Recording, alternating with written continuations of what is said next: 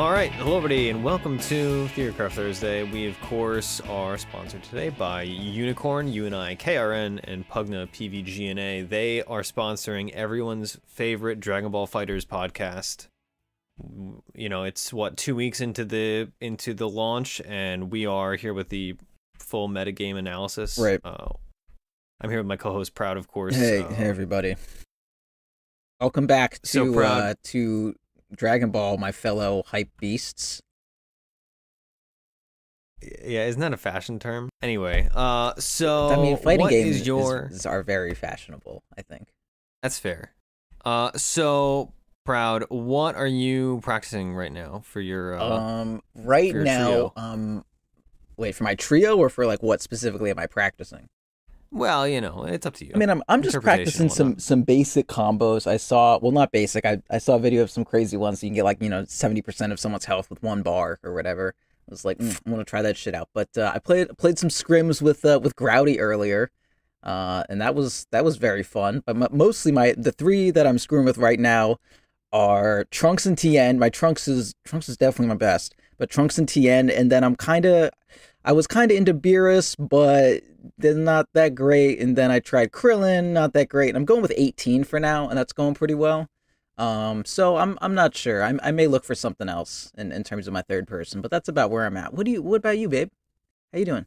I play Frieza, and everybody else just kind of like I pick randomly. Right. That's basically that's my lot in life at the moment. I play. Let's see, my current squad that I was practicing with was Frieza, Tien, and Vegeta, Super Saiyan regular Vegeta. Yeah.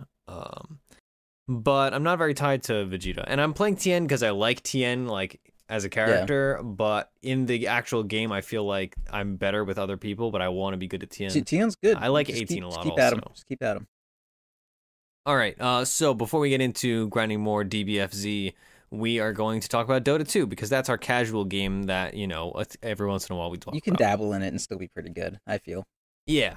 It's nice and easy, and that's what I'm looking for in a secondary game. Yeah, I mean, we got Dragon Ball FighterZ, the easy to get into fighting game, and then you have Dota, the extremely easy to get into other kind of game.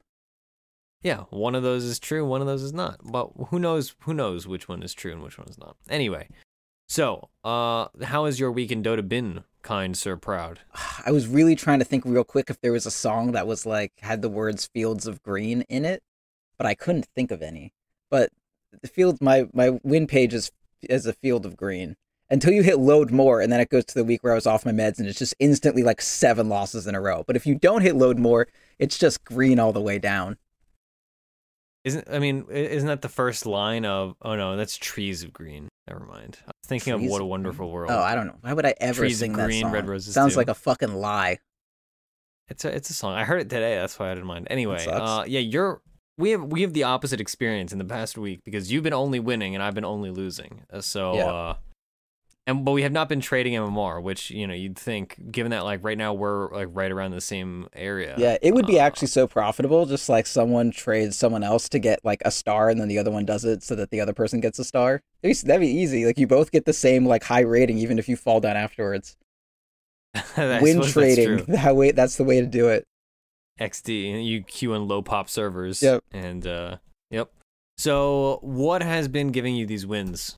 Communication, honestly. I've just been communicating like a beast. This is how strong my communication game has been. Are you ready? Buckle in. I go to this game, and our highest ranked player is this divine person, and it was a Pudge, or rather, it was like Divine 4 or something, and I had them pre-muted, and I'm like a fucking, like I'm still Divine 0 or whatever, because that week that I fell off, it's back up. I'm like 2 games from the start now, but so I unmute them, and I just, I'm like, okay, I don't know why this person, I muted them, they were kind of annoying, they were talking a good amount, they had some background music, whatever, and we were just kind of playing the game. And I was doing good, and I was kind of commanding everyone what to do. We had our off laner the game before, and I was kind of making all the calls that game also, and that went well. And this game, it was going great, and they liked me. And then the dude dropped like the N-word 3 times. And I didn't mute them because I was like, we're gonna get through this game, and this person is going to respect me because I'm gonna fucking like tell everyone what to do. And then after the game, he's like, oh, commend PL. And then I told him to not say the N-word and stop being such a greasy-ass nerd, and he'd probably win more games. Because at the beginning of the game, he complained that he's always losing games and he doesn't know why. And I told him I already had him muted, and probably because he's a greasy-ass nerd, and, stop saying the N-word because you're a fucking piece of shit. And then he said, yeah, I'm trying to work on that. Like, okay, cool. That worked, I guess. That's how great my communication has been. That is like a monstrous feat in and of itself. Thank you. Getting someone to just be like, yeah, it's a work of progress. I was expecting that to go horribly wrong. No, that was that's the power of the Keyblade. That's the power of the plus 25. You're like, right, I just helped you win points. Now you have to listen to my words. Yeah, the answer besides communication is just making sure your team is going the direction that your team needs to go, and if not, you TP to where your team is and just like slowly kind of walk in that general direction and hope that they kind of follow you. Like, it's kind of like herding cats, only you're also a cat, but you got really strong pheromones, so they follow you if you're good. Yeah, I can see that. So let's see. My week in Dota, I've not actually been losing that much more than I've been winning. It just so happens that all my wins are in unranked, and then all my losses are in ranked, and also a lot of my losses are also in unranked. So it's kind of like doubled down on. I'm not at enough of a losing streak to feel like, man, I'm about to hit a winning streak. Right. But I'm still hemorrhaging MMR from every like orifice I can possibly hemorrhage from. That's too bad. In the last 10 days, I think I'm like 1-9. That sounds like a losing streak to me. I won a game right before but I'm like, but in unranked, if you factor those in, I've won like 6 unranked games. I got you. Which is just, I'm an idiot for wasting my wins in unranked, but whatever. I did win one game right before we recorded though, so let's hope everybody that is like a sign of things to come. It's a streak. Yeah. It's going to continue a trend rather.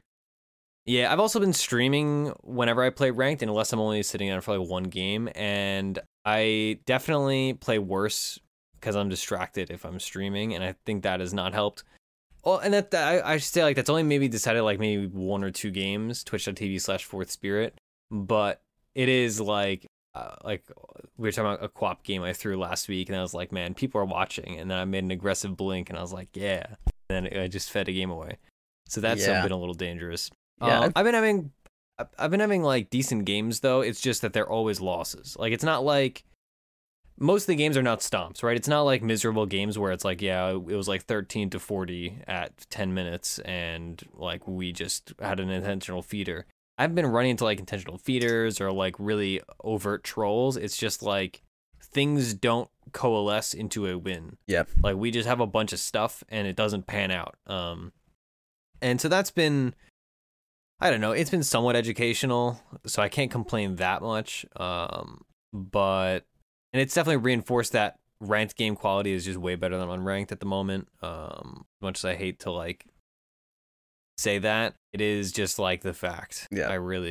My unranked games have been either stomps in either direction, and that's it. I've had like maybe 1 or 2 competitive unranked games. So that's it. I've been playing almost exclusively. I was just first picking Rubik for a while, because that's just the way to win pubs. But in my case, I've just been losing pubs, so it's also the way to lose pubs. You should play Venge. Yeah, Venge is a hero. I forget where I was talking about this, whether it was on Teach Me Tuesday or something. But Venge is one of those heroes that I don't pick. Then I see somebody else pick it. I'm like, man, I really wish I was playing that hero. Yeah. And then I forget about them until the next draft, and then I don't play them again. And then it's like, I don't even know if she's like good. I honestly don't think she is. I've seen her a few times. And like, I just do well on her, and that's it. My swaps, oof, I'm immaculate. I'm immaculate, man. I'm just immaculate. You should watch these games. It's so good. Best Venge player in the world, I think. I can't argue with that one. I don't think you can. Any hero with a stun is never really bad. Yeah. Like, a hero can be weak, but as long as they have CC, it's like, all right, cool. You said this on Tuesday. Yeah. And I think Lion is okay. Oh my god. I don't think he's good. Okay. But I think Lion's really fine. Consider this. If a hero is dead, can they stun? Okay, the but answer to that, did you answer? You should answer my question, please. No, if they're dead, they cannot Well, stun. hey, let me tell you something about Lion. That boy is always fucking dead. I mean that's true some of the time and not true other of the time. 100% of the time he's dead, he is always dead. Yeah, but 100% of the time he's alive. That means he's not dead. So he's about to be dead. Yeah, he is oncoming death.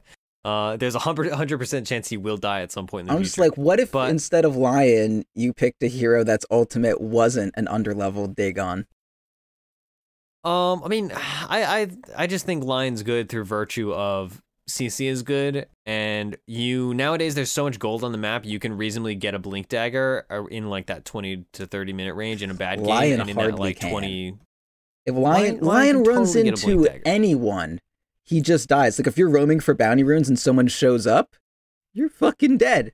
And if you're trying to do a camp, you're fucking Lion. You can't do a camp. You're not Shadow Shaman. You don't do camps. You don't do camp or lanes. You don't do nothing. You suck.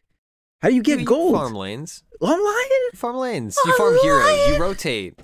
Yeah. You rotate, dude. You got an instant cast Hex. Oh, but hey, so does Shadow Shaman. Yeah, but Shadow Shaman is a good hero. Also does a lot of stuff. Yeah. Well, Shadow Shaman's also like 280 movement speed. Lion Not that I would ever dead. say Shadow Shaman's like a worse hero than Motherfuckers Lion, in the because grave. Shadow Shaman's a god. Yeah, it's just like Shadow Shaman is just such a direct upgrade to Lion that it really is. It's just, why would I ever play this fucking hero? I can't argue with that. Lion has an AoE stun. Yeah, well, when you use it, you fucking die. I don't think. I feel like I have to play mediator. But I feel like Lion is perfectly, like, if I have a Lion on my team, I'm like, okay, you know, whatever. I want to be like that. Oh man, Lion. I wanted to say that, and then last time I had a Lion on my team, it's like, okay, at least we have some good CC. It was just fucking worthless. He just died to everything. A strong gust. That's not. Have you ever seen a Lion in real life? Those motherfuckers don't fall over to stupid shit. He is false advertising. I suppose I can't argue with that. Like a mild heat wave, and he passes out. I'm like, you're supposed to like live in Africa in warm areas. Fuck. He sucks. All right. Well, luckily I've not been picking Lion, although I suppose I would just lose more if I start picking Lion. I had a really good Lifestealer game today. That being said, Lifestealer, even though I had a really good game, it still didn't feel that good in terms of the hero pick. I chose it. Let's see. I chose it because they had their first pick was a Zeus that I assume was mid, but ended up being off lane, and then they had a Tinker and a Jakiro. And I was like, man, you know what I need to do this game? I need to be magic immune, and Juggernaut was banned. So you know who else is magic immune? Phantom Lancer during his W. No, the enemy team picked Phantom Lancer. Oh man, you're fucked then. Are you offline? On Steam? No. Okay. I just can never fucking find you. I don't think so. I'm not. My name is No Jams. Oh, that's right. That's why. Because I got no jams. Because all I do is lose. Right. Yeah, I've taken the approach that every time I lose a bunch of games in a row, I change my name, and I think that like builds good luck. And good I feel the same. Yeah, so No Jams has not been working out for me so far. I think I'm like 1-3 as No Jams. But yeah. That's okay. Yeah. I mean, either Juggernaut or Lifestealer this game for sure. Yeah, but yeah. Anyway, I had a really good Lifestealer game. Like I just free farmed. The offlane was a Zeus, so like he ended up farming once I was left alone because like I can't. You know, can't just zone him. He's from like a billion miles away. Yeah. But I just free farmed. I had Armlet, S and Y, Phase, and a Blightstone at 16, and a Wand, of course, at 16, which is like pretty good farm. And then I built an Orchid and a Heart, and then I finished out a Bloodthorn, and like it was nice, and I was definitely winning. And we were kind of steamrolling this game. The game only was 34 minutes long, but it did not feel like it just didn't feel like other carries. Like other carries, when you're super ahead, you're like, I'm unstoppable. Yeah, it didn't feel like I was super ahead, and it was like, oh man, kill everyone. Yeah, I still like take a lot of ambient damage from March, and I still can't fight a PL, and like all these little things. I feel like Lifestealer is one of the few heroes that still needs a Desolator. And I'm not a big fan of the Sanjin Yasha on him, honestly. It just doesn't. I like 550 movement speed. Yeah, that was kind of my commitment. It just like does nothing for the hero. I just love Sanjin Yasha as like every time I get it, it's like, all right, I am now attack faster. I am physically faster. I slow people. It's just like a nice, well-rounded item, and like I've already hit this nice power like I'm already spiking because of my armlet. Yeah. And I wanted stats because like I felt like if I was gonna go straight Deso, then my stats just are non-existent. Oh yeah, I mean you either go Deso or Echo Deso, so the two main options. But I mean I think it's fine to just go Deso. Like the only thing that you're missing is like some agility or whatever. But does Lifesteal still have an attack speed talent? He does. Yeah, you like get 20 attack speed at level 10. Think, yeah, 15, no, you're fine. Yeah. Go build a Deso. Yeah, I could have gone like Sange Deso and then finished a Halberd out, and that would have solved my PL problem too. And like then I still would have had the stats from Sange. Sange sounds absurd. Why would you do that? I mean, I like stats. I like stats, dude. Well, it's not. You don't have a stats talent on Lifestealer. You don't just get a Sange. I mean, Halberd is a good item.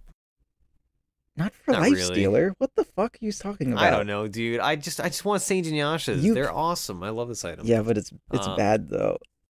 Yeah, and we also had a physical damage Treant Protector on my team. It was a wild game.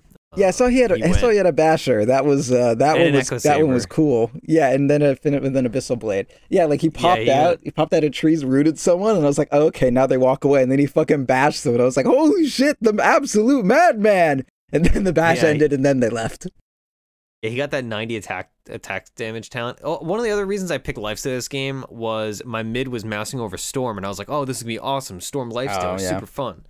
And then at the last second, he like chooses to play Kunkka, which was okay this game because Kunkka's decent against PL and very good against Tinker. But but it's not good with Lifestealer. Yeah, there's no synergy between Kunkka Lifestealer. So that was a bit unfortunate. Yeah, it worked out though. You won the game. I kind of, it was one of those games where at pick screen I was like, man, we freaking lost. Yeah. And then it just kind of worked out because our Shadow Shaman was a god because Shadow Shaman is a god as a hero. Anyway, let's get into our segment. So our segment is something that I really need help with, Proud. And it's something that I think everybody can benefit from. Our segment, very simply, is just how to win pubs at the moment, which you're going to have to educate us on because all you've been doing is winning pubs, and I'm going to worship at the altar, I guess, because, God, I need a W. Okay. Actually, I need, like, 8 Ws because that's what I'll need to. You need to, like, elongate someone's donation on a Twitch stream. It's a bunch of Ws. Yeah, sure. Does that make some sense? So. Do you understand? No, it doesn't make any sense to me when people donate to Twitch streamers or whatever, or just streamers in general, like it'll often read out a comment, and if you want to it'll like a text-to-speech thing, and if you just want it to go on forever, you just hit W like a trillion times, and then the like voice goes W for each W. Yeah. That's the easiest way to make something just talk forever. So I'm glad you could learn that. So you need a bunch of W's, so I made that reference. Now that I've explained it, you can retroactively laugh. Yeah. Thanks, dude. Yeah. So what do you want to know, babe? Like, what's your issue? I think that's the main thing. Is like how are you losing games? Is it team composition? Is it people doing stupid shit? Is your team being disjointed and dumb? What's the deal, babe? I feel lost in my games. Aww. It's like I just want to hold you, my poor boy. I feel like lost. In most of my games, it is honestly that. It's like I am doing a lot of things okay, but nothing particularly well. And it's just kind of like this slow descent into a -25, or in some cases a -36, which was ridiculous, and I can't believe that happened to me. But I just kind of feel like I'm doing a lot of things, and it's just not like combining into a victory. Yeah, like individually at least, because I try not to focus on other people. Which is a funny statement, considering this podcast will inevitably end with us flaming somebody on our team. Only if they're bad and stupid and deserve it. Yeah. But when I am like playing ranked and like trying to seriously like learn and improve, I try not to focus too much on my idiot teammates and the dumb things that they do. Stupid idiot children. I kind of like I'm in pick screen and I'm like I want to play a carry, but none of them feel really good. Or I'm first picking a support. And if it's not Rubik, I'm like, I don't know what I want to do with my life. And then if I'm picking a mid, it's like, I don't really want to play any of these. It's very like, I feel very apathetic. My Dota is toned a dull gray all the time. Oh God, that's so sad. Yeah, it's very poetic. Okay. All right. It's a dark place. Okay. So Dr. Proud, it's all my problems. Okay. So when you say you're directionless, like is it just from I don't want to address hero picks right now because the fact that you have a shit hero pool is neither here nor there. All right, my hero no, pool I'm kidding. is great. I'm kidding. I You're just hate you're just so everything. good. Everything's fine. Yeah.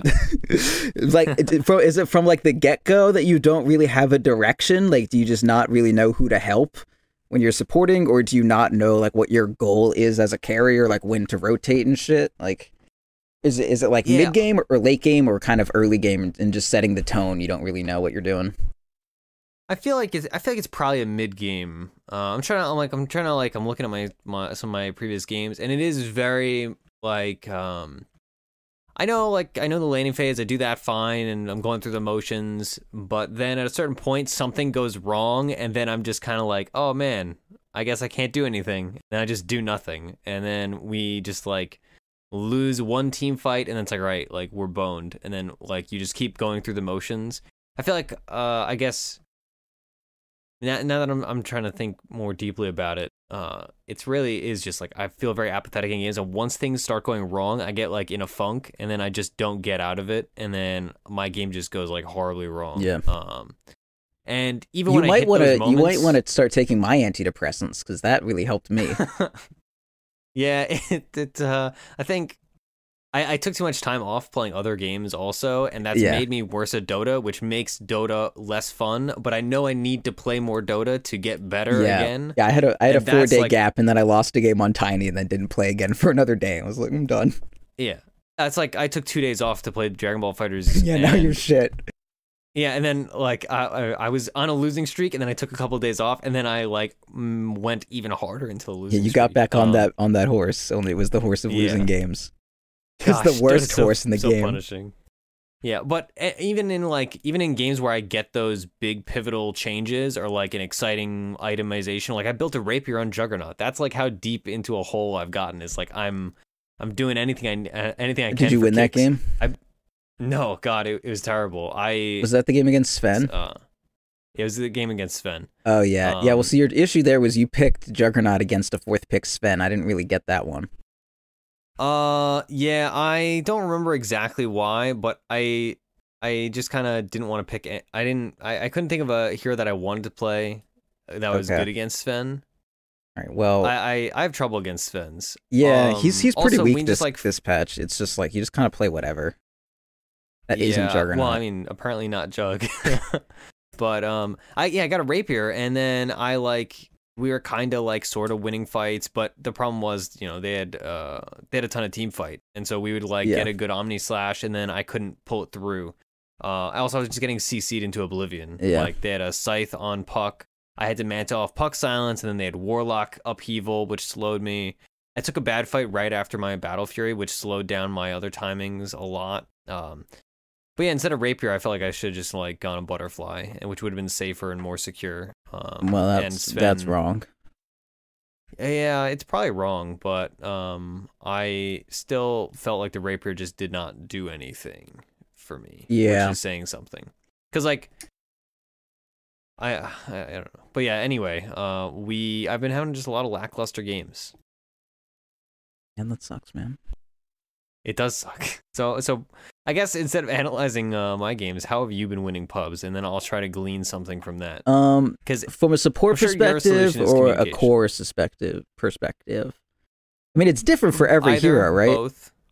So like in my Venge game, I just am very communicative of what I'm going to do, and it's like in advance, right? Like I say, okay, I'm going to buy a smoke and buy wards, and then I want to walk here, and then we're going to smoke and ward up this area and then push this tower. And that may be difficult to do if you don't like to talk, or you don't just sound like a white kid in suburbia so people make fun of you. But I mean, you can type that out. It's not too difficult. I mean, I'd be lying if I said I would do worse if I had to type all my shit out, but I mean, that's, one of the nice things that is afforded to me. But yeah, like communication in general definitely helps a lot. And the most important thing is not necessarily it's not predictive communication so much as it is talking about what you're going to do. I don't know the exact wording for that. Oh man, here's this fight where you fucking didn't even get your Omni off and you died with your rapier. Fuck. Yeah, that was hard. Yeah, it was a rough game. Oh, yeah. Anyway, Yeah, so with the support, it's very much like telling everyone what I'm going to do in advance. And that honestly is the biggest thing. Like the difference between me winning every game and me losing every game is just whether or not I have my head in the game enough to like say like to narrate my fucking support shit. As a core, it's not nearly as big a deal, but I think as a support, like it really hurts you if you're not able to at least communicate like the bare bones of what you're trying to do. Yeah, no, I make a conscious effort to communicate, but I do communicate like the bare bones, as you say. Is like I say, like, right, I'm coming here, or I'm doing this. I can't TP, I can TP, yada yada yada. But I don't over communicate, because that's one of the things that I hate very much. In the lifestyle game that I was just talking about, we had a Shadow Shaman on our team that was like, it was like the perfect amount of communication, and like he was joking, but it wasn't too often, so it wasn't like radio, what's that word, radio fodder, radio chatter. And it was very like, he's like, right, I'm coming mid, I'm coming bottom, you know, joke, you know, movement, and he was like beyond godlike at like 15 minutes. Yeah, and it was awesome. Yeah, so do that. That was kind of inspiring. What the fuck? I guess. It is like I said, like I do communicate when I'm making rotations and stuff. It's just I don't go out of my way, and maybe I should be going out of my way. Yeah, I at the very least, in terms of just like pinging when your TP is up and letting someone know when you are not going to be able to TP for a while is a big deal. Like if you TP to save your safe lane, you'd be like, mid, I cannot TP, and say that like 4 times. And then, if they flame you, at least you'll say, hey, I told you, sorry, bud. And they can't just be like, oh, my support sucks. Like, at least I told you. Yeah. And, they may just say, oh, my support suck anyways. But, like, I mean, maybe you shouldn't have used your TP. If you had to use it to save your safe lane or whatever. And anyway, the other thing I really do as a support, which I think is why Venge works so well for me, is that I am, like, completely fucking self-sacrificing. And in every sense of the word, especially on Venge, where my ultimate can be literally a self-sacrifice. But yeah, just like playing things like Venge, where I go mana boots on Venge because I know my fucking cores aren't going to have enough mana to do all their shit. I am a hero that has a minus armor and a fucking damage aura, and even when I die, I'm a little ghost that still provides the aura for a little bit. And even if my fucking idiot cores die, they still auto attack for a little bit with my aura. And I have a force staff to fucking save them every 2 seconds. So that's why I like Venge for the most part. Jakiro also I'm pretty good with, in that the ice path is really good for saving people. Or yeah, honestly, it's like such a good stun for saving anyone, because that your team is going to run backward, like towards you. So it's easy to set up. Like you don't have to predict any shit. And it's huge. Yeah, and it's also good siege. Yeah, like Jakir is also very good at just kind of making sure that your team can't throw the game as well. Like I've swapped so many people out of death. Even just like, someone gets like there was a game earlier where I was playing Venge, and we had a Dragon Knight on our team, and the dude just gets fucking like Shadow Shaman shackled in front of a Rax for like, he had the talent and shit. It was like an 18-second shackle. It's 8 seconds. Yeah, or whatever. And the dude hadn't popped his BKB yet. And I was just like instantly just like swapped him out. And then I force staffed back and had like a fucking finger of death or whatever. I just like a ton of nukes that were aimed at him. And like I barely get away with 100 health. And I was just like, you're fucking welcome, you idiot. Yeah. Like, Venge is great. I highly recommend at least trying her. Her auto attack is good. Like you can zone almost any offlaner with it. You just like, throw your minus armor and then keep auto attacking. Like I was, just like bashing my head against a bristleback, and the dude had to leave the lane. Like it was solid. Yeah. I feel like I need to pull a B-dub and just like sit down this weekend and just play like 10 games of Dota on Saturday maybe. And just like force my way into skill. Because like, yeah. Maybe I should play Venge. Man, I'm just trying to think. Like, I feel like I need to play a bit more aggressively. Like, thinking about my previous games, I kind of, rather than setting the pace of the game, I acquiesce to the pace of the game. Sure. So it's just kind of like, I let the game wash over me, and I just kind of react and do whatever is necessary for the game, rather than forcing the game to go in one direction or the other. And I think that's a big weakness of mine. Yeah. As a player, but especially like in the last week or two. As a support, I feel like the only thing that I can really do in terms of that is just the way I direct smokes, because for the most part, carries aren't going to do whatever you want. But if you say, like, the main thing that I did this game that was awesome, we had like a brood mother. It was a fucking hard game. We had a brood and an Ursa. Like, how do you win a game that has like one hero that just like has a clock on it, and it might just fucking turn into nothing out of nowhere? And then you also have an Ursa who has a clock on him and might just turn into nothing out of nowhere. Like, you're just gonna lose that. One of your people is just gonna be shit, and it's gonna be end. But we fucking won. And a big part of it was, you know, I knew where Brood was going to want to be. In this case, it would be like, oh, I know where my fucking AFK farming Juggernaut is, in another context of a different game. And I just said, okay, I'm gonna smoke us here. This, you know, our Juggernaut or Brood or whatever the fuck is going to be farming somewhere stupid. We're going to smoke through this path, and then I'm going to like ward up behind and in front of like 3 or 4 2 towers. Like, it was the tier 2 bottom and the tier 2 mid on Radiant side. And I had like the Spire warded. I had behind the tier 2 mid warded, that like whole area was visible. And then I had another ward that was like near their shrine, like the entrance to their jungle. And so we just like got to pick off on, you know, one person who was on that half of the map, and then immediately took that tower and then took that into the next tower, and they didn't know we had vision everywhere, so we just like initiated and caught everyone who was hiding behind trees. It was like, I literally fucking, like, if I didn't do that, we would have lost that game for sure, because we turned that into a Rax, and then we didn't take our next Rax for like 20 minutes. It was hard as shit. But that was all, it was all entirely because, like, I can't gank on my own, but I can be like, oh, I'm going to smoke up and ward here. And then, you know, people pushed that way, and, oh, hey, we're already deep in their place, and we have vision of 3 heroes. My Ursa, who is pushing bottom already, is like, oh, I want those kills! And then he just goes forward to this place that I showed him where the kills are. Yeah, that makes sense. Yeah, so and using smokes is like is the thing I'm worst at as a support, because I mean, I don't get a ton of support practice, and use like buying smokes and then using them is like, that's something you get no time on as a carry, unless you really want to fucking smoke and you just buy one. But that's something I'm very not good at. Like, I want to say almost like a year ago, I had some game with like some 6 or 7K person, and I just like added them and messaged them after the map. I was like, what am I bad at as a support? And they were like, oh, you don't smoke ever. And I was like, that's a fair point. I really should use that entire mechanic that was added in Dota to like make sure that games progress. Yeah. So I mean, you seem like a person who probably doesn't talk to your team about smoking very often. I don't smoke, just as like a general rule. It's both bad for my health in real life and bad for my health in Dota life. And it's definitely like one of my weaknesses as a player. We, one of our friends that we play Dota with, Nick, we've had multiple arguments where we're in like this super late game situation. He's like, yo, we need to smoke. And I always say no.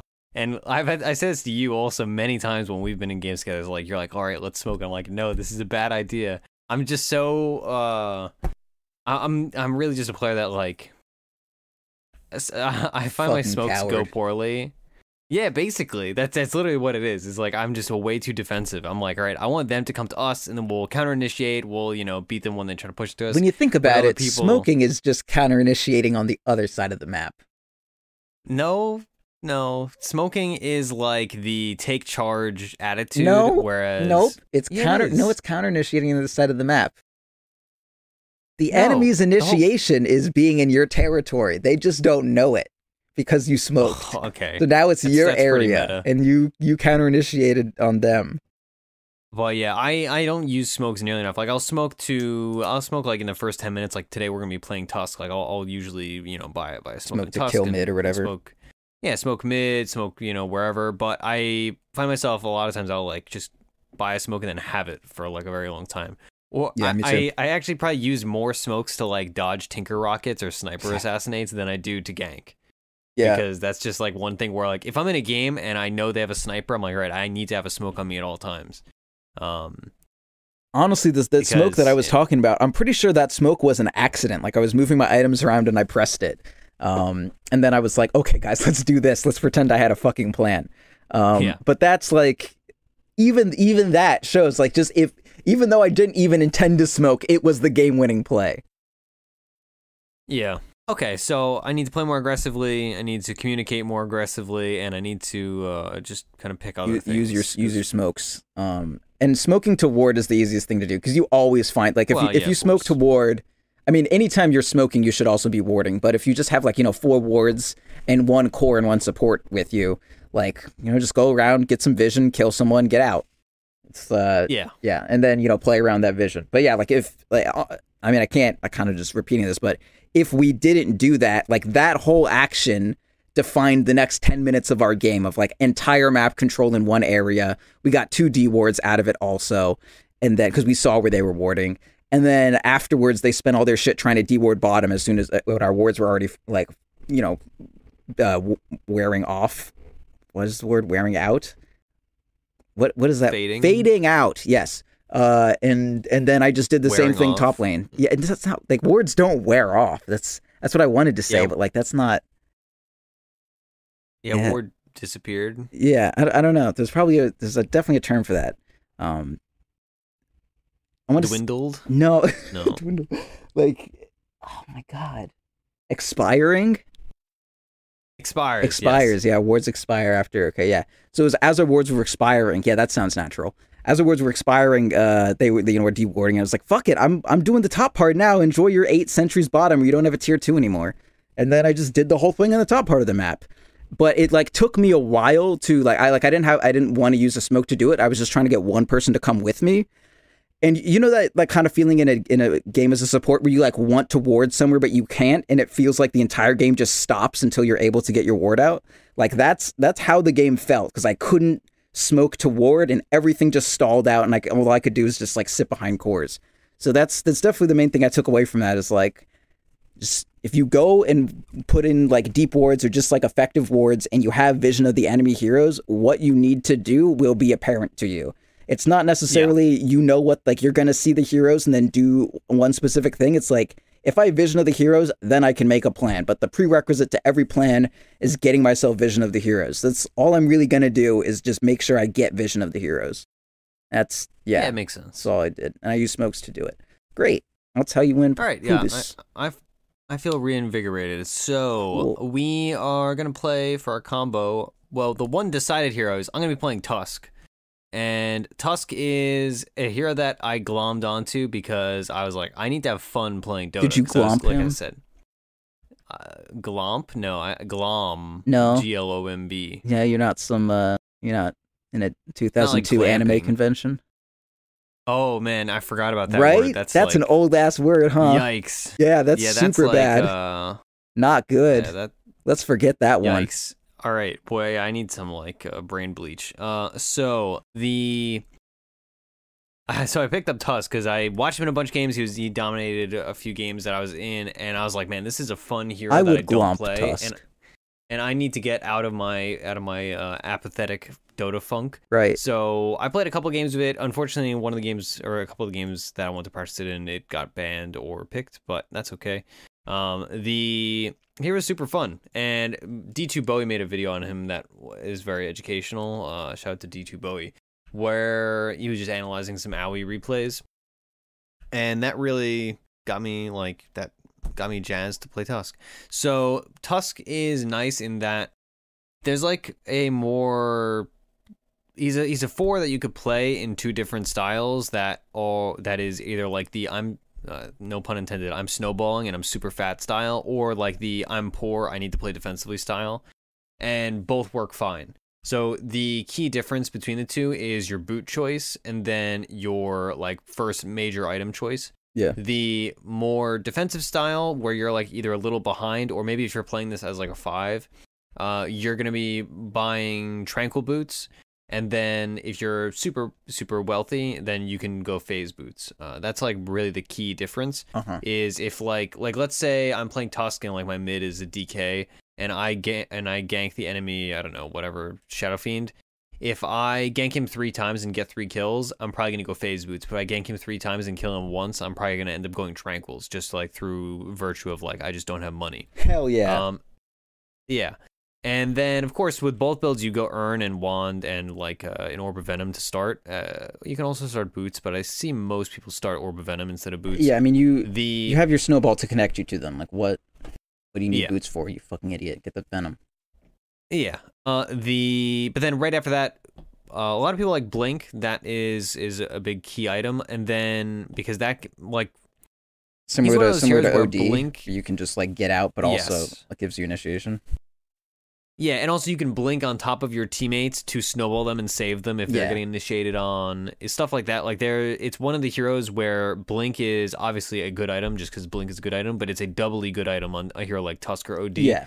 because of how their kit functions. Or Puck, another Right. good example of these heroes with like I'm off the map, therefore my blink is cooling down. Yeah, it's definitely. I mean, I would classify that as a kind of transformative item for Tusk, which is Yeah. normally a property that's reserved for like 5K to 6K items that completely change what your hero is capable of. Like a Tide with a blink is like it's still just a Ravage. It's somewhere useful now, or it's easier to use. But a blink snowball turns snowball from like maybe this has a chance of saving someone, but mostly it's initiation to like every time you snowball, you will be guaranteed a way to save someone. Like that's really cool. I actually hadn't really thought of that.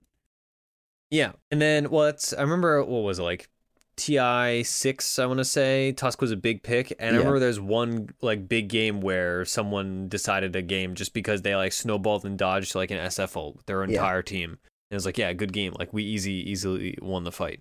Yeah. Anyway, so the key difference between the defensive build and then the aggressive build is that the aggressive build is usually you go Deso, and then that's where you're trying to like pick off one of their supports right away at the beginning of a fight. Yeah, people do the Deso or Shadowblade. The Shadowblade I've seen, then, but like, do people really like? Did AUI build a Deso? No, AUI didn't. But I hope not. But that's also like the thing like people do like if they're playing like the offlane Tusk. It really depends on the enemy supports because the Deso does like give you an absurd change on your ult damage, and that's if the enemy supports are like an Earthshaker and an Ogre Magi, obviously a Deso's kind of worthless. But if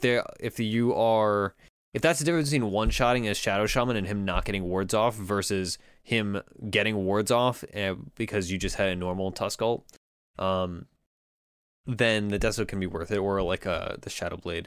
And then, other than that, though, people do like Solar Crest, stuff like that. And then defensive, you just, you're building Glimmer Capes, you're building Glimmer Capes, again, Solar Crest, whatever the team needs. I think I had a Lotus Orb in my game recently that I played the other day. I have a lot of options. Did my game just disappear? Oh, no, it wasn't ranked. That's why. But yeah, you've got a lot of options itemization-wise, but you can play like a super snowball-y aggressive build, yeah, no pun intended. Yeah. Yeah, in my game recently, I had, let's see. In my game recently, I went Phase, Wand, Blink. Of course, I had Urn before Blink, and then I went Spirit Vessel, which is the improved Urn. Every Tusk here is getting Vessel. Yeah, it's just the health on it is wild. I remember I was walking around with 2,300 health because he has a 325 health talent. Oh, nice. And then I built a Lotus Orb as my final item because the enemy team, they had a bunch of like easily purge disables like Ember Chains. His talents, it's interesting. He's a 40% XP gain talent, which in my mind would kind of be like a no-brainer. But a lot of people get the 90 GPM because 90 is a good amount for a level 10 I think talent. that's just because you want your blink more than anything else. Yeah, well, also the XP gains, like his later talents are not that amazing. Like obviously they're good, but one of the unforeseen they suck actually. Yeah, well, I mean, he's level 25 talent, minus 6 seconds ice shard's cooldown. That's pretty nice. But other than that, yeah, they suck. Yeah, I mean, whatever. The big thing with XP gain talents that people tend to not think about is that they make you dead for longer, which sucks a lot. And that's the difference between, also means your buybacks can be more expensive. And if you're a hero like Tusk, you don't really need to get that many levels. Like, it's not like your ult is going to be drastically different when you get up to level 3. You probably, if you're level 10, you already have your 2 important abilities maxed. So you don't really want to necessarily go in for the 40% XP gain talent all the time. Some people still get it. I mean, XP is nice. It's good for, again, I'm going to use the word, again, it's good for snowballing. But 90 GPM is sweet, and that's where I will probably be going. At 15, choose between 150 snowball damage or 350 health. The health is definitely the choice, I think. Snowball is not a damaging spell. Like, that's not the intention of using Snowball. And you're also a hero that is in the thick of things, so you want to have that extra little barrier health-wise to survive. And then at 20, you have 100% Walrus Punch crit or 300 Snowball Speed. I did not look into stats, but I know I choose the Walrus Punch crit because I feel like my Snowball's fast enough already. I don't know. More Snowball Speed just means you'll be invincible for less time. Awful skill. Yeah, that's true. And then at 25, 6 seconds, Ice Shard's cooldown. You know, that's the thing you choose instead of the 12% chance Walrus Punch. Unless you're playing the nonsense garbage offlane Tusk stuff. Don't do that. Think about the children. Right. Okay. I'm gonna kind of go back and veto your suggestion on Tusk Deso. Never do that. Yeah. Never do that. I certainly won't be doing it. Yeah, I mean, there's no one that I can see who does it, and I mathed it out, and you would need like 200 damage to come close to one-shotting a Shadow Shaman. And okay, Tusk is not going to have that much damage.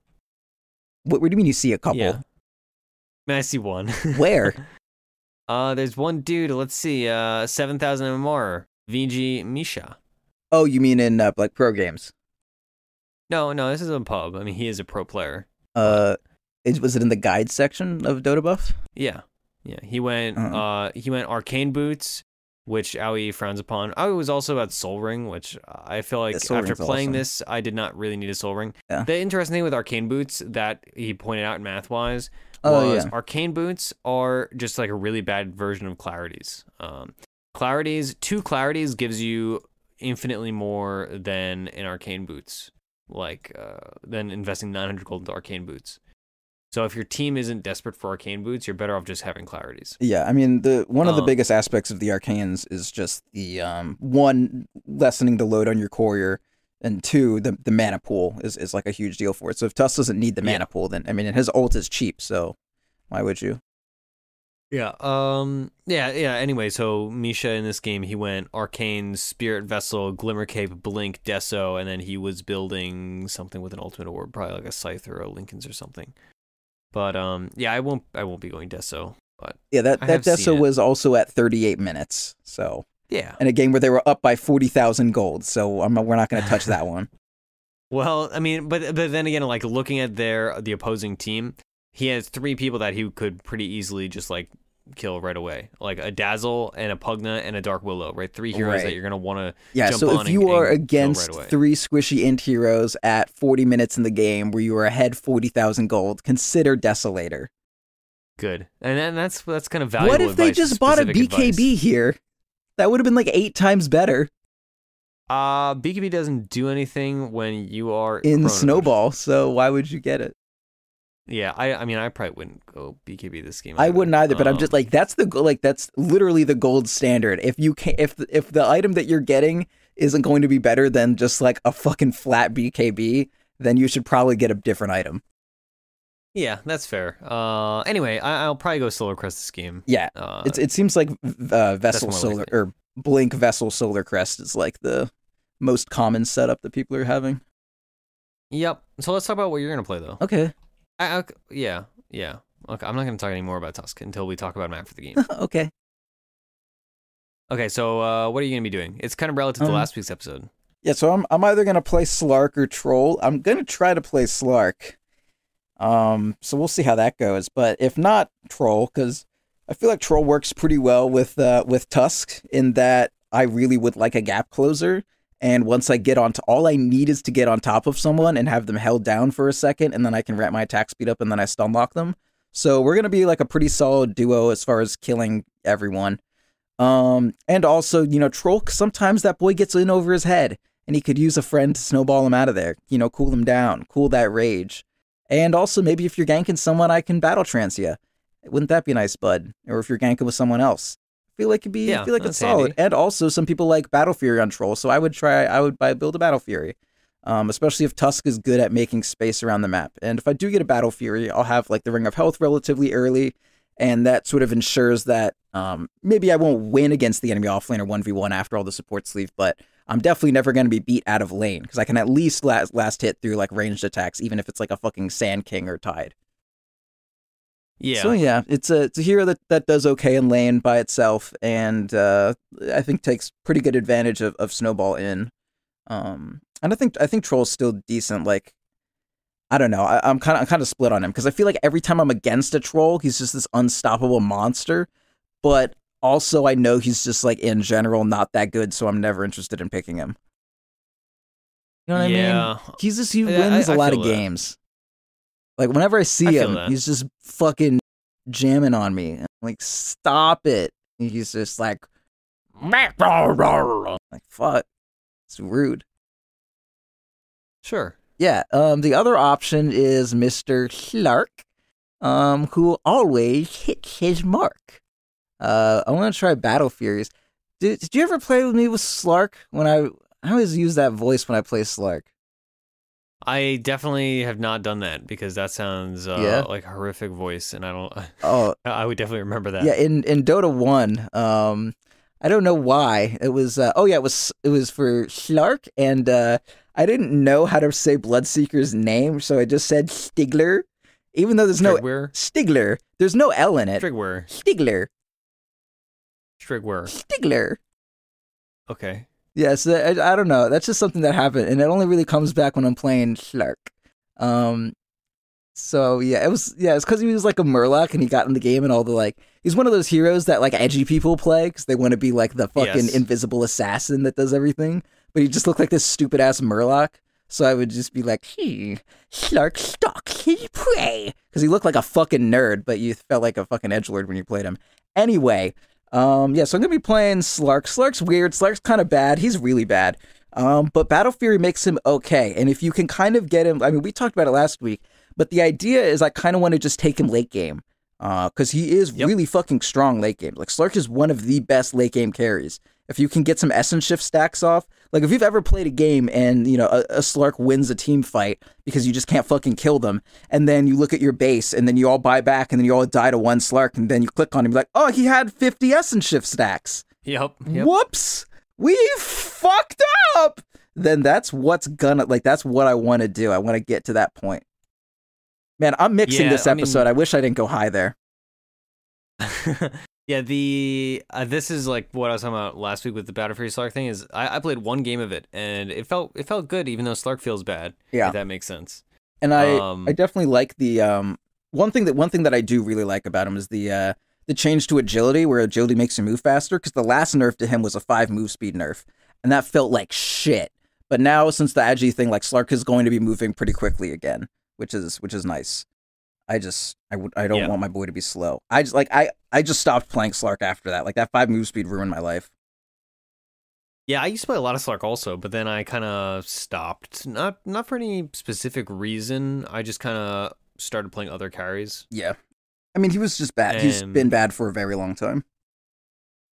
Yeah. Yeah, also, like, I play Blink Slark, which is frowned upon, but yeah, it's I hate Silver. Similar. I play Shadowblade Tidehunter, so yeah. So and yeah. What else? And I play Force Staff Void. I've actually seen that before. Yeah, it sounds okay. It's not. Okay, never mind. I've seen it not be good. It's like, maybe. I don't know, dude. Force Staff Skeleton King back like before TI3. That was the shit. Yeah, it's I mean, I don't even want to think too hard about this, but I do vividly remember playing a game and having a Void build a Force Staff. Yeah. And he was just the most worthless Void I've ever seen in my entire life. Can't imagine.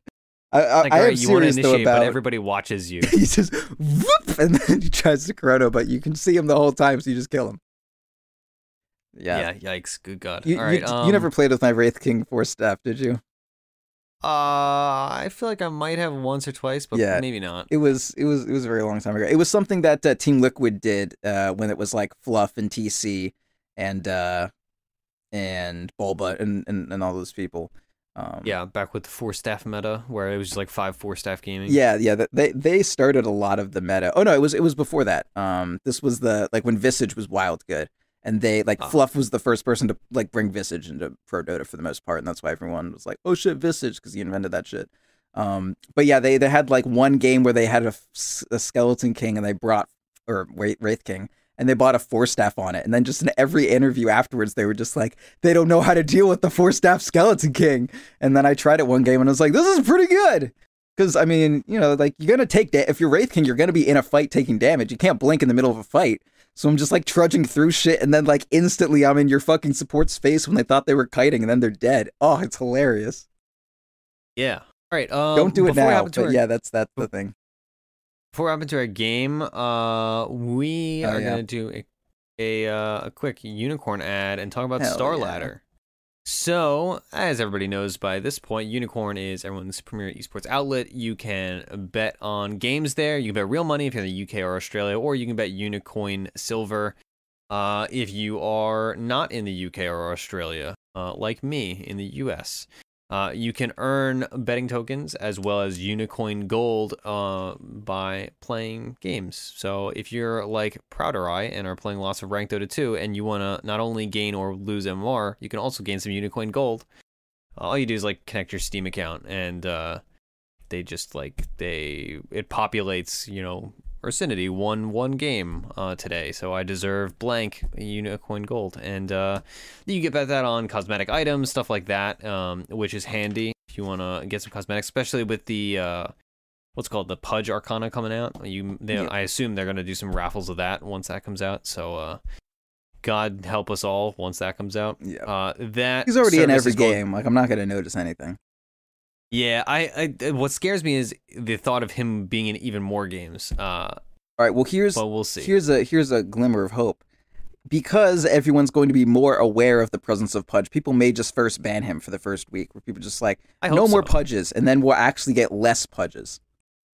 I just don't like that Pudge is legitimately a good hero. Yeah, that's what really bothers me. It makes me okay because there's always going to be a Pudge on my team, and at least it's good now instead of just like, fuck. Yeah, I guess. We lose. I guess. So that service is called Unicorn Connect, UNIKRNCONNEKT. And then, of course, they're regular, you know, everything else is just under unicorn.com, UNIKRN.com. And yeah, you can check out more stuff about that. That being said, Star Ladder iLeague Invitational Season 4 is coming up. So if you want to bet on some games and win some Unicoin Silver and whatnot, Proud wants to talk about this. This was your suggestion to chat about because it's I kind of skipped ESL, I'll be honest. I watched a few games here and there, but that was the Facebook one, right? Yeah, people argue about Facebook way too much. Yeah, I mean, I just didn't watch it, less. And I don't know if they're VODs, so I haven't watched it. Yeah, I watched a few games. I watched the VODs on Facebook and it was fine, but you know, other people complained that it was terrible. So that's just my experience, you know, whatever anecdote. Fuck the Zuck. Yeah, but other than the ESL, this is the first like upcoming big tournament. So Proud, what are your feelings about how this is going to trend, team wise, group wise, etc.? Okay, so right now the only things that are out are the standings. I mean, as far as who's going to win, I mean, Newbie and Liquid are both there, so it's, you know, probably one of them. I'm gonna guess probably Team Liquid because, like after you lose or after you win a TI, like your motivation definitely goes down. But when you get to a finals and then lose it, and like I think it was pretty convincingly. Either way, I mean, no, they were good games. But yeah, after you get to a final and then you lose it, I feel like that kind of gets you back in it. Like if you get third or fourth, you're like, oh, whatever. But if you get to that stage and then drop, then yeah, like the biggest issue with Team Liquid, I'm sure, is just motivation after winning TI and staying hungry or whatever. Yeah. And Newbie, like after they win one, maybe they get overconfident. So I would probably bet on Liquid over this, but that's not like an individual thing you can bet on as far as I'm aware. Maybe it is. It probably is actually. Yeah, you can just bet who's going to win. Yeah, but yeah, that's that being like, you know, probably bet on Liquid's matches for the most part. But as far as like who I think is going to be underrated, I feel like LGD is definitely gonna be underrated some. They beat Vici a bit ago. Whoops, that's my phone. They beat Vici. That's my phone again. I'm gonna make sure that doesn't happen.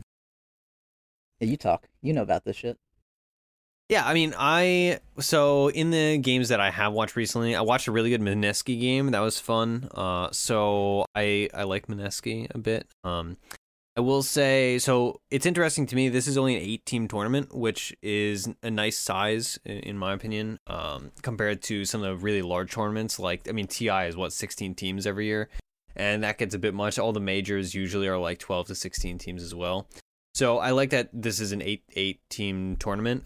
So the group stages are upcoming, and the first block is LGD, Complexity, Liquid, and Infamous.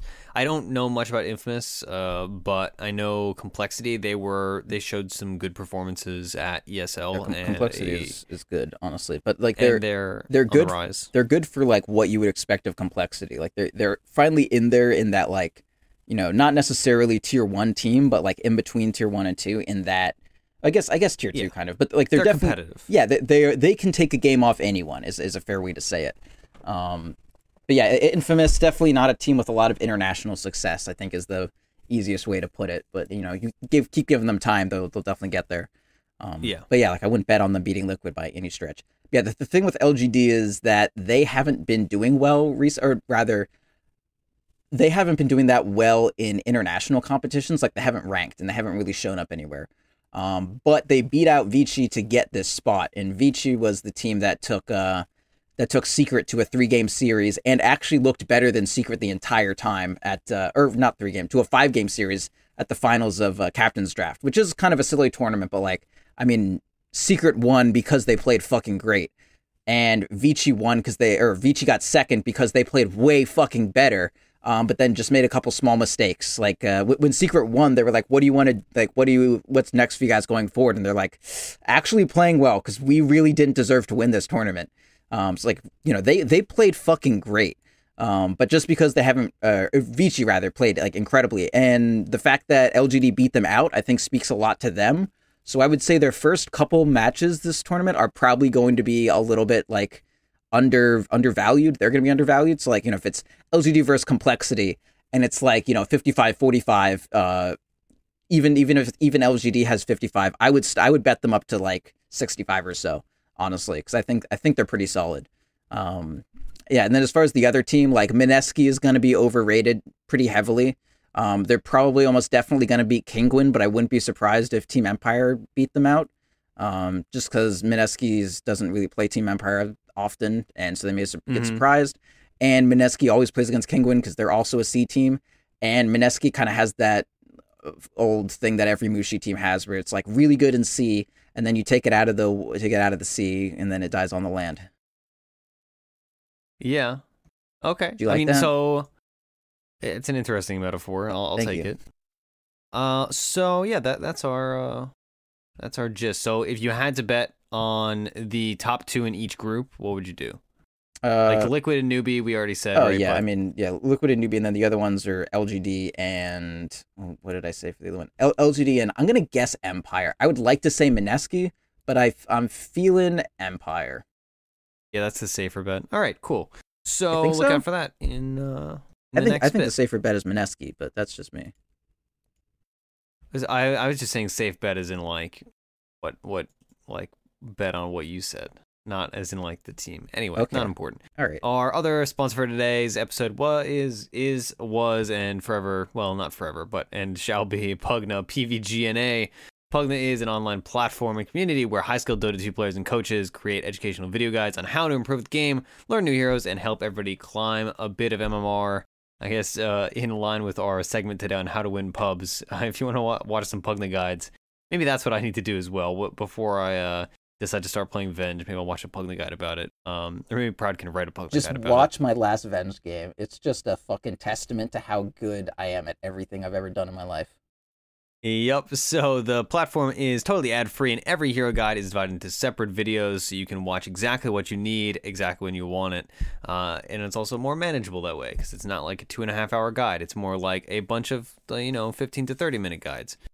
You can learn in an hour or two things that took, hundreds or dozens or thousands of hours and games, etc., for people to, build up.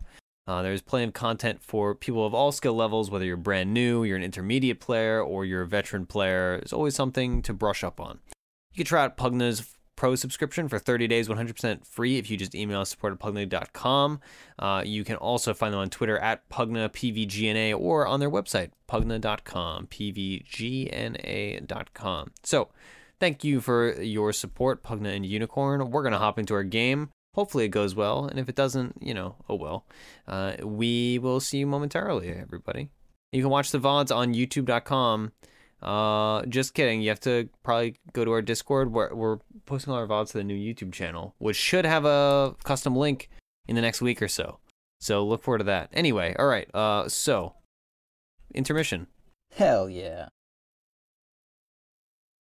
Okay, here we go. Theorycraft Thursday, round 1. The stage of fate is set. Ready? Fight!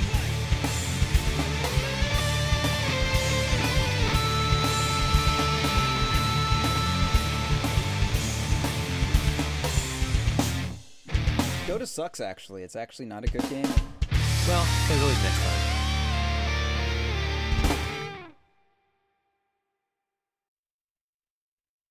All right, hello everybody, and we are back. We've just completed our game. It was, what was it? It was like 38 minutes, so not exactly a long game, but not a complete and utter stomp.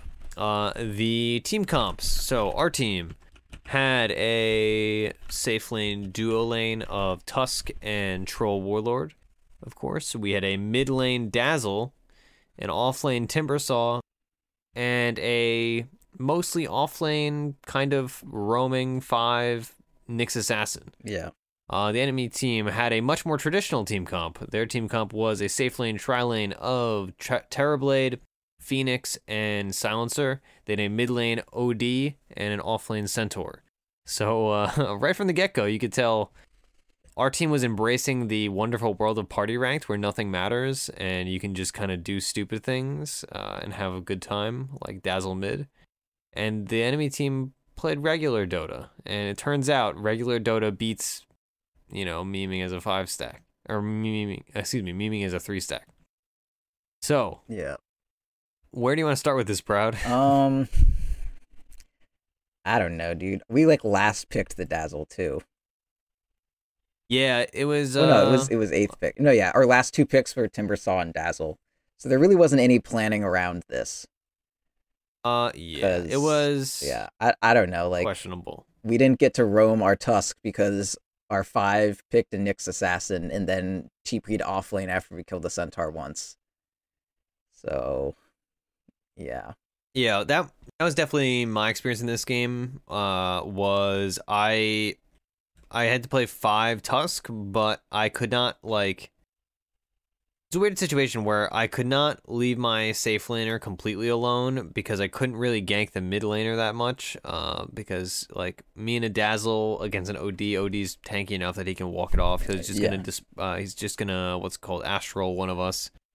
So I just kind of sat around bottom. We did a few pulls. I got good XP. I TP'd off lane because there was it was a super hectic off lane. We just kind of didn't have heroes that were able to do things. Yeah, no one did anything the whole game. Yeah, I think it's actually a pretty valuable point to get into why Nyx and Tusk, or Nyx specifically, is not a good 5, and Tusk is kind of a bad 5 for similar reasons. Because this is, looking at the team comps, this is a good Nyx game, but it's not a good Nyx game given the position he was in, right? And I think that's an important drafting aspect that I think a lot of people may forget about or ignore. If you follow, right? Sure. Like this is objectively right. Nyx is an amazing hero against OD. Under the assumptions you have in your brain of what a Nyx is, this looks good. But a Nyx is a Nyx that the conception of your brain and all the images you have of what a Nyx is and what a Nyx does is under the context of Nyx not being a 5. Similar to you saying, "Oh, this is a good Sven game," but you already have a Terrorblade. And then you pick Sven, and it's well, what the fuck? Well, he's support. It's a good Sven game. It's not a good support Sven game. That's a different thing. You don't get a data list at 30 minutes with support Sven. Yeah, that's I suppose the more extreme example. But well, I think because people conflate, they're like, oh well, Nyx is played as a 4, and 4 and 5 are vaguely similar, so whatever. But Nyx does not supply what we needed as a 5, right? Again, this was a good Nyx game, but we needed a 5 that had instantaneous lockdown and preferably wave clear. But Nyx, despite being a good Nyx game, provides neither of those things, right? Impale was very dodgeable by the enemy team because they had blinks and force stabs and whatnot on a bunch of their heroes. And then he does not provide wave clear in any significant portion, so they would push into it with terrible illusions. And the only way we could clear them was by spamming ice shards, which don't deal much damage, and then spamming timber saws, chakrams. So that was a key weakness that we noticed instantly. Also, having 2 melee supports is always bad. Just like objectively speaking, it's just not good to have 2 melee supports. Even if they're both good supports, it's just not going to work. Yeah. So, yeah, I mean, a lot of our lost fights and deficiencies were due to just a poor team comp versus a good team comp. I kind of want to play Phoenix now after we got styled on by that Phoenix player. I mean, hardly. Pretty interesting. No, like, we didn't get styled on. We had a Dazzle mid who built Armlet and then sold it. Like, there's no inspiration to glean from this game outside of that Troll Rat is decent. Yeah, Troll Rat was good. That was like our one saving grace that got us a Rax trade. Yeah, like we kept taking stupid ass fights and dying in the dumbest fucking places. And then I would be somewhere and be like, hey, guess I have to fucking put this game on my back. And then I would, attack a Rax, get center to port in. And then I would, like run away somewhere safe, port in. And then we would try to win 4v5. But it was normally 4v4 because someone already fucking died for no reason. And then everyone would die and I would need to buy back. And then we would win that fight because I bought back. And then it would just happen again. And then Dazzle was able to do it because I got TP'd into. And we still fucking lost the fight 5v4. Yeah. I think in my comment about the Phoenix was because I was rotating around the early game because it was very action-packed in the top 2 lanes. And he did do some really cool Phoenix plays like just narrowly escaping over cover using the... I don't even know Phoenix's ability names. The Sunray. Yeah. And some other saves with the OD and stuff. It was cool Phoenix play. Anyway, yeah, it was just kind of a mess of a game. Let's talk about laning phase though. So we killed the Centaur, I believe at level 1, right? We didn't kill him like right as the lane began, but we killed him soon after. No, I'm misremembering, right? We killed him pretty early on, I think. Yeah, he might have been like level 2 or something. And then Nyx left to go to the offlane because our offlane was having a lot of trouble because Timbersaw is a bad hero. Yeah, he's really fucking not a good bad hero. He is passable in like the very specific situations, and this was decidedly not that specific situation that he needs. Yeah, it was a regular situation, aka he was fucking bad. Yeah, he gets just absolutely rolled by Silence's pure damage, so his whole armor concept is just worthless. And then Phoenix also just does percentage-based damage to him and just slows him down like tremendously. Terrorblade jams on him with Metamorphosis, so very rough game. He kind of had a lot of trouble in the off lane. Our mid lane matchup, but we brought Nyx there. That way, they would split experience to mitigate the fact that it was a bad lane. Yeah. And then in the mid lane, they basically traded farm. I think we killed OD once, but eventually the game, went later, and we had a Dazzle mid that does not scale, and they had an OD mid that, even though he had a horrible time in the beginning and built a Kaya for some weird reason, he ended up having a blink and a force staff, and that's all you need in OD to really jam. Also, it's a really good OD game, other than of course the Nyx. Like OD is great against Timber. I mean, everything is good against Dazzle mid, and then OD is fairly good against Troll, would you say? Especially when you had some bad bash luck. Yeah, he can either imprison me when I'm killing someone, or he can imprison himself if I'm killing him with my BKB on, and then I'm like fucking all dressed up with no one to murder. Just like the worst thing to be as a Troll Warlord. Yeah, it was rough. The one thing that I got from this game is that if you go Battlefury, you should probably still go Mask of Madness. I felt like I really didn't have the ability to just fucking murder people like you normally do on Troll, because I wouldn't get any bashes, and I mostly attributed that to not having like any attack speed outside my ulti. And even then, like if I had Mask of Madness, I'd have my ulti and mask. That'd be sick. So yeah, that's that would have been good. I'm definitely getting a mask next time I do this for sure. Yeah. I have become really tied to the Mask of Madness on Troll. Oh, me too, honestly. for sure. It's kind of like a comfort item. I think that's the build anyways. I was just like, I need to be able to fight now because this team fucking sucks. I still should have got it though. I was just tunnel visioning. Anyway. What else? Well, I feel like I helped you, or either helped you or just by myself harassed the Centaur too much because I didn't have nearly the item timings that I wanted to. Like it was like a 16-minute Battlefury instead of like a 14 that I would have liked. Because I mean, it was a relatively free lane, except for the fact that, you know, like we'd attack Centaur and then it would fuck up the lane equilibrium, but then you'd get it back, which made it fine. But I just like missed several CS going to punch him or whatever, make sure he didn't have a nice time. But that's just kind of what happens when your 5 is a Nyx assassin and isn't in your lane, and you don't have a lane ward to see what the fuck's ever happening. So I don't know. Not entirely sure how to read that one. I should have just sat on the lane and let Centaur do whatever the fuck he wanted to. Yeah, I think we tried to force an issue, and we should just passively just like accepted the fact that Centaur was going to be a nuisance. Yeah. And if I just sit in lane and get denies, then that's like about as good as killing him. Yeah. I mean, really, that's what it would have been. I don't know. 16-minute Battlefury. Yeah, I mean, I don't know. It's like, we always say that we just like flame our teammates or whatever, but as far as what we can... Sometimes it's warranted. Like, it's a Dazzle mid, though. And it's not even the traditional Dazzle mid build either. Like, it's not a Dazzle like mid that bought an item and then sold it 2 minutes later. Like, just threw away 1,000 gold.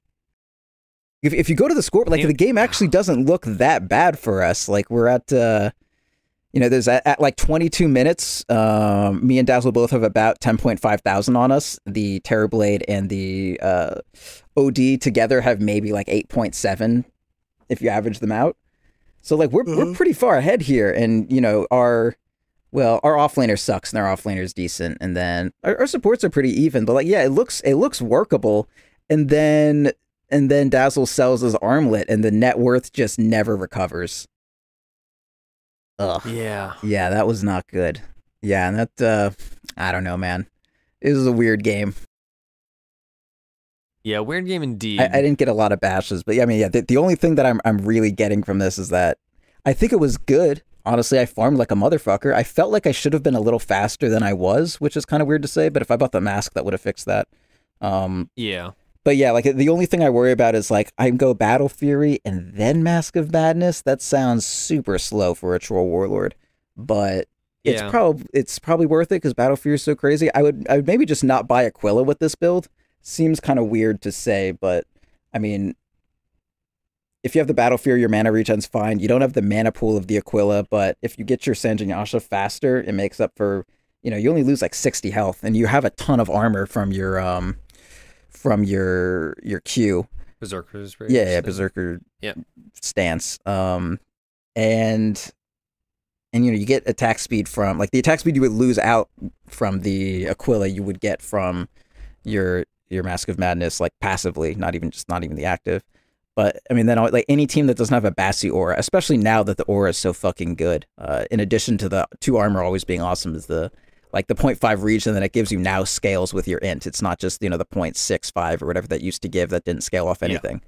Yeah. So if we were in this game and just no one had an Aquila, I'd be like, what the fuck? Like, what are we doing? Yeah, so kind of to tie this, rather than thinking about just this weird, bizarre game, what do you think, having played the Battlefury Troll, what do you think is the situation? Is there a situation where you don't go Battlefury and Troll, and why? What is like the deciding factor on that? Yeah, if your team is tempo oriented and you want to like go do shit quickly, and you don't want to just farm, or you feel like there's not a lot of space for you to farm. Like if we had a, that was one of the reasons I was like also pretty fucking annoyed at our team composition. Was that like normally you would do this, like Battlefury is good if your mid isn't also basically a Battlefury hero. Like as far as their farming is concerned, like Shadow Fiend basically farms like a Battlefury hero. You name a lane, he's at it and he eats it, and then he eats camp to camp to camp, and then he eats the next lane. Like it's not great. Excuse me. It's not great to have an anti-mage and a Shadow Fiend on the same team. They're doing the same fucking thing. similarly, like you wouldn't want to, if I have a Shadow Fiend, I'm probably, if we have like a Shadow Fiend, then our off laner is like, I don't know, a Bat Rider or something. If we have Troll, Bat, Shadow Fiend, I'm not gonna build a Battlefury. All of my stacks are gonna go to my Bat Rider. Whatever's left over in the lanes are gonna be instantly shoved out by my Shadow Fiend, and I'm just gonna get like Boots, Wand, Aquila, Mask of Madness, and go take Roche and then get an SNY and kill the entire game. But if my mid is if I'm Troll and my mid is like a Puck or something, and then my off lane is an Underlord, like we can kind of scale late, but we can't end early, but we can fight early pretty fine. So like maybe I'll get a Battlefury in that instance because they don't really need me to fight. Like my ult will help Underlord a lot, and Puck is actually a pretty decent right clicker with their talents. So like in that case, it'd be like totally like absolutely go with fucking Battlefury here. But I mean, it just in case if you need to fight earlier, it looks like someone else is gonna eat your farm. Because this entire game, the Dazzle was just like I wanted to walk to a lane and then there would be like a Dazzle TPing in, and I'm like, you wasted an 80-second cooldown so I would have an inefficient farming pattern. I fucking hate you. Yeah, that was the less than ideal, I suppose. And then Timbersaw would farm a lane all the way up to their tier 2 and then die against 4 people. And it was like, not only did you eat that entire lane of farm for the next 2 minutes, but you fed it all away instantly. Ugh. That was a shit game. So make sure you're not with a fucking Timber offlane and a Dazzle who poison touches every creep wave and heal bombs to God. Yeah, so think about Tusk. As much as Tusk is generally like a acceptable for in all situations, there are definitely situations where he shines and situations where he's weaker. This was definitely on the weaker side. Of course, like I was playing just as a lane support, but let's say we had a traditional 5, let's say this dude picked Rubik and I was roaming. Even if I was roaming, this was a less than ideal situation. You want to have a mid matchup where your mid has potential to kill the enemy mid if you rotate. So if my mid is like an Ember Spirit and their mid is a sniper, every time I rotate, we can feasibly get a kill on this dude, or at least force rotations from the enemy. Yeah. But in a situation where my mid is basically anybody and their mid is a what's called OD, Duncan. It's gonna be very difficult to gank the OD. The only situation or one of the few matchups I think would be fine would be a Shadow Fiend if you have like perfect coordination. If you can get the long range raise on the OD and then snowball in, and then in that space of time get the other 2 raises, you can kill an OD. But most other heroes, one of the 2 of you is going to get imprisoned, and then the OD is just going to walk away. Yeah. So I would not play Tusk too much against the OD. Also, of course, OD literally just one-shot me in the late game every time he ulted, so that was unfortunate. Also, support-wise, like we talked about a bit earlier, you want to be able to burst people really fast on OD in the mid to late game. And generally, of course, you're going to be doing that to support, so you want to be playing this hero in situations where it's like, all right, they have a Dazzle support, or they have like a Rubik, or somebody, a typical 5, like a Lion that we joked about earlier being dead all the time. Lion's just going to be dead all the time if you just pop him, like from the beginning of a fight. The other annoying thing is, of course, if the enemy team has lots of mobility, that mitigates your ability to control a fight. So the enemy team, for instance, this game, they had a Centaur who has a blink, then they have a blink and a Force Staff on OD. I believe they had a Force Staff on Silencer. Yeah, they had a Force Staff on Silencer. And then Phoenix, of course, flies around. So that is all good against my shards, whereas my shards are still inconveniencing my team, but not inconveniencing the enemy team. So if in a different world, I would probably be picking something more traditional, maybe like a Sand King for something maybe with some blink initiation, blink team fight, maybe a Slardar, compared to something like a Tusk. That's a little more like weird and inconsistent in terms of initiation and his ability to do things. Okay. Yeah. All right. So this has been Theorycraft Thursday. You can find our website, fourthspirit.com. Right now we're running. Hey, yeah. You should let them know the skill builds. Oh, yeah, sure. Let's do skill You builds. should So let the people Tusk. know. You max shards and you max snowball second. Some people skip off for a point in sigil. but you really don't need it early unless you are against somebody that's going to kite you super hard. And even then, most people I see I'd mostly say, still like, get 2-point snowball. If you need it for flying vision for some fucking reason. If you're against a Monkey King, maybe it's a good idea. Yeah, that's probably one of the few exceptions. The sigil's nice. It's just kind of like it feeds gold. Yeah. And it's a little awkward to use. So it's there are super good in things. the later game. Yeah. And whereas like Snowball, you're trying to burst people, so having that little extra bit of damage really does help. And the stun duration's really low, so you want it to get to a point where it's a bit more. Just in general, Snowball's super good utility, so it's good to invest in. Yeah. And then for talents, we talked about the talents. Yeah. Well, we said that they're talents. shit. Yeah. Well, no, we talked about them in a very literal sense. In this, we didn't talk about in this game. I went for 90 GPM instead of 40 XP gain. Yeah. That's probably the only consequential talent. Yeah, and then everything else. I mean, no, the health is important, but we did talk about the health, and then the snowball speed versus the punch. I guess no, we did talk about these. We just did each one in a little vignette of opinions. Yes. So that's Tusk. In this game, I went itemization wise. I went tranquil boots because again we were having a hard time. I literally had 0 kills this game and like 6 assists, 7 assists. So yeah, I went tranquil boots. Earn. In retrospect, we had 18 kills cumulatively in a 38-minute game like this. Earn. I had like 2 charges ever. Then I went Blink Medallion, and I was gonna build a Solar Crest, but to deal with the OD because the OD sucks against evasion. But I had to buy back, so I didn't have the money for it. The 90 GPM talent was nice though, like that. I definitely felt it. Yeah. After that, I probably would have gone like Lotus as my 4th item or 3rd item. Finish Spirit Vessel, of course. Yeah, that's Tusk basically. Okay. Want me to talk about my little boy? Please. Okay. So, Trolly Poly Boy, as you most likely know if you are a troll aficionado, at some point last year we figured out you actually don't max whirling axes. That's the last thing that you do. So first point, you either are going to get your whirling axes or your Zerker's Rage. Depends what you need. We were trying to kill a centaur, and I, slowed him while he was trying to pull our camps away, which was nice. You only really need Berserker's Rage once you get your Quelling Blade, because before then it doesn't really do too much. At level 1, it's nice to be. The armor is nice and the move speed is nice, but for the first opening wave, you're not too upset if you're a ranged hero. But once you have people zoned, it's nice to just have the Quelling Blade for the security of it, and if you're last hitting under tower, it's nice. Anyway.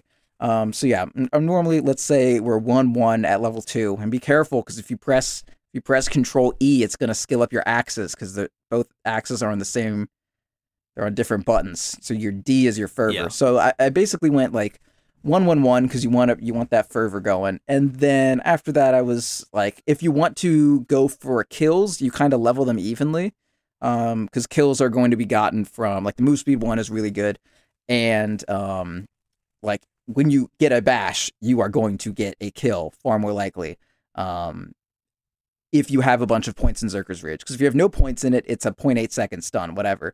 But if you have a bunch of points, it's a 2 second stun. And if you have a bunch of attack speed, it is feasible to chain 2 second stuns and just fucking murder someone. Yeah. But also that's a bit harder to do without Fervor, so that's why I kind of like to level them evenly. But I was pretty much, I identified the game I need to farm. This game fucking sucks.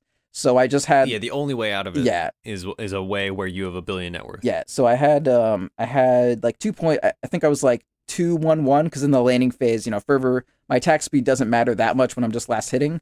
But I at level 5 I was 2-1-2, and then once I got 6, I was all right, now I'm gonna try to start pushing with my ulti and Fervor. So by level 7, I guess, or rather by level 8. I was 2-1-4, and then 1 point in battle trends, of course. So probably start out with a little bit of love towards the Berserker's Rage. You only keep 1 point in axes. You get the utility of both of them from just the point. The only thing it adds is 50 damage or something, and a bit of slow duration. And levels in and then just like try to max out fervor for what you're doing, and then just finish out the Zerker's Rage. As far as talents go, I went with the Agi this game because I mean this is pretty much you just kind of play it by ear because I didn't have a Mask of Madness for one, so I know I needed the attack speed. And I looked at this game and once again, and I said the only way this is going to work is I just kill everybody. And 200 health isn't how you kill everybody. That's how you get killed by everyone slower. So I got that. I got the 3 fervor stacks. Never don't get that fucking Whirling Axes damage. Are you shitting me? Level 20, I got 50 damage, obviously. And then at level 25, I got Battle Trance Dispels. Who the fuck wants a -6 second Whirling Axes cooldown? Compared to me, BK being a global silence and battle trancing, and I know everyone is no longer global silenced. I never did that, but it could have happened. Yeah, hypothetically. Yeah, it was good versus Phoenix. Like, I mean, the game kind of ended as soon as I was 25, but like, if Phoenix eggs and then I battle trance, everyone's attack speed slows are off of them and shit, and then they just fucking bean it. Seems great. Yeah. Okay, Proud. Hey. So I may or may not be a bad podcaster who's on Twitter, but this has benefited us because Ice Frog just tweeted something. Oh, yeah? Ice Frog tweeted, "We want to try taking a different approach to how gameplay patches are released. Instead of big patches a couple of times a year, we will be releasing small patches every 2 weeks on Thursdays. We'll be trying this out for about 6 months and then reevaluating. To make it easier to keep track of changes, we'll also be releasing a new in-game feature to notify you of any recent changes to heroes in your match." So, wait, read that again? Sounds like... The last part? I mean, I should just to find make it. Easier, find it. To make it... I just retweeted No, both. I'm just going to look for it. I'm just going to keep talking over you. Ice so, Frog, here it is. So basically, every Theorycraft Thursday is going to be a little... Or every other Theorycraft Thursday is going to be a little dated on a patch. Oh, that sounds awful. Like, yeah. But it sounds like he's going to be doing small patches, so it'll be just like a few heroes changed or something. We might need to change to Theorycraft Friday if that's actually the case. Yeah, well, also we could always cover it on Teach Me Tuesdays. Yeah. It really depends on the size of the patches. I mean, that honestly sounds like an issue. I'm going to tell you straight up. Like, oh, no, I agree. The game changes right as we're like, here's the new hot shit. Yeah. It's like, it was nerfed, by the way. It's also every other week. So yeah, we'll see. We'll see how that pans out, everybody. Wait, does this mean 2 weeks from now? Who knows? Maybe as people are listening to this, a patch has gone out. We don't know. I hope it's fucking tomorrow.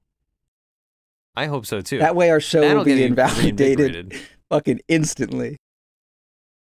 Well, they're probably not going to nerf Troll Battlefury. They're going to nerf Battlefury, though. Fuck. Oh, yeah, for sure. Definitely. I mean, it's a good thing we got our Battlefury episode out last week. Right. But it sounds like they're going to be small patches, though. I like this. Yeah, I totally agree. Like, it sucks that we have to suffer through stuff we obviously hate for a very long time.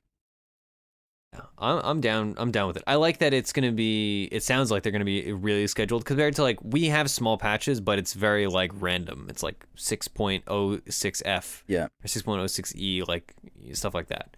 I don't know why I use 6.06, but yeah, it seems cool. It's rare to see an Ice Frog tweet, so I kind of like jumped out of my skin when I saw it. So that's that. That's cool. Sure. I hope there's a patch tomorrow, dude. This is like when someone tells you, oh, hey, actually, like, if you were 7 and like an adult walked up to you and said, hey, it might be Christmas tomorrow. And you're like, what? Yeah. How does that work? Yeah. And they're like, I don't know. See ya. I'm like, come back.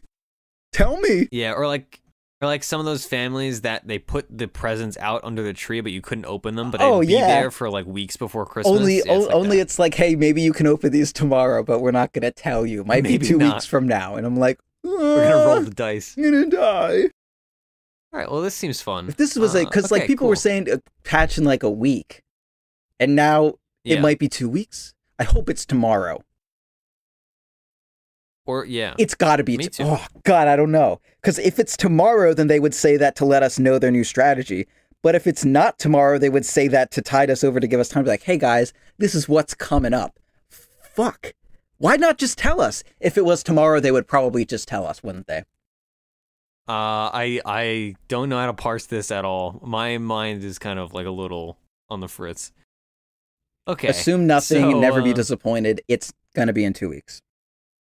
So right now on our website, fourthspirit.com, if you want to get a shirt with the Fourth Spirit logo, you can do that, or a hoodie, or a woman's shirt with the Fourth Spirit logo. Still a shirt, still under the category of shirts. Yeah. Well, I mean, because a lot of people don't offer women's sizes, so that's why I felt the need to specify. Okay. Also, it's 80 cents cheaper because we thought it'd be fun. Yeah. So if you want to What's the price of it again? Your spending. They're it's $24.20. Yeah. For the women's shirt and $24.99 for the men's shirt. Yeah. So if you want to support us, we want to cool explicitly shirt. Be a feminist organization. 80 cents less. Easy. Yeah, or 79 cents. Oh less, yeah, I 79. And it gets the 420 in there. It's very good. We're hilarious. Yeah. So yeah, if you want to get that, it's a nice shirt. It came out nice. One of the big things we like about our new logo is that it goes on shirts very simply and easily, and it just is the logo, so you won't get like weird questions. If I wear a shirt that says a Dota podcast, people are gonna be like, "Yo, what's a Dota?" This? But if it's a shirt with 4 ghosts on it, people are like, "Oh man, those are cool ghosts." I love ghosts. So yeah, represent that run of shirts. I think is going for like another 4 days or something because we're doing it through Teespring. So we'll do another run of them later also. So if you miss out on this one, we'll do more, and we'll do more shirts also. So yeah, they're fun. I ordered a couple myself, so I'm excited to get them.